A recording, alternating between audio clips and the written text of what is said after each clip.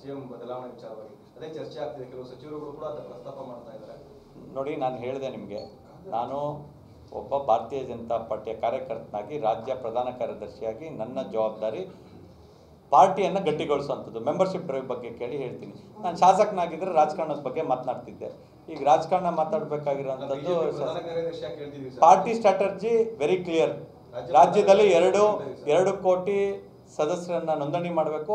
BJPಯನ್ನು ಸ್ವಂತ ಬಲದ ಮೇಲೆ 2028ರಲ್ಲಿ 140ಕ್ಕೂ ಹೆಚ್ಚು ಸ್ಥಾನ ಪಡೆದು BJP ಅಧಿಕಾರಕ್ಕೆ ತರಬೇಕು ಅನ್ನೋದು ನಮ್ಮ ಟಾಸ್ಕ್ ಇರೋದು. ಈಗ ಯಾರು ಶಾಸಕರಿದ್ದಾರೆ, ಯಾರು ವಿರೋಧ ಪಕ್ಷದ ನಾಯಕರಿದ್ದಾರೆ, ಯಾರು ರಾಜ್ಯಾಧ್ಯಕ್ಷರಿದ್ದಾರೆ, ಪಕ್ಷದ ವಲಯದಲ್ಲಿ ಅಧಿಕಾರ ರಾಜಕಾರಣದ ಬಗ್ಗೆ ಚರ್ಚೆ ಮಾಡ್ತಾರೆ. ನಾನು ಕಳೆದ ಬಾರಿಯ ಚುನಾವಣೆಯಲ್ಲಿ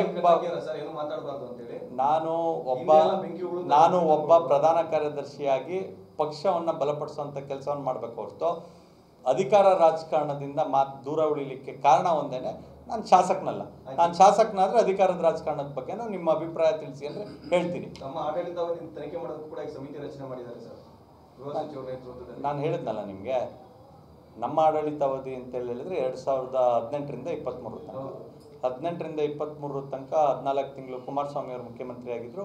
ಉಳಿದಂಥ ಸಮಯದಲ್ಲಿ ಭಾರತೀಯ ಜನತಾ ಪಾರ್ಟಿ ನೇತೃತ್ವದ ಇಬ್ಬರ ನಾಯಕರು ಮುಖ್ಯಮಂತ್ರಿಗಳಾಗಿದ್ದರು.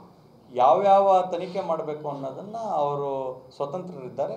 ನಾವು ಅವರಿಗೆ ಭಾಳ ಮುಕ್ತವಾಗಿ ಮನವಿಯನ್ನು ಮಾಡ್ತೀವಿ. ಏನೆಲ್ಲ ನಡೆದಿದೆ ಅದ್ರ ಬಗ್ಗೆ ಸಮಗ್ರವಾಗಿ ತನಿಖೆ ಆಗಲಿ, ಯಾವುದೇ ಮುಲಾಜಿಲ್ಲದೆ ಕ್ರಮ ಕೈಗೊಳ್ಳಿ.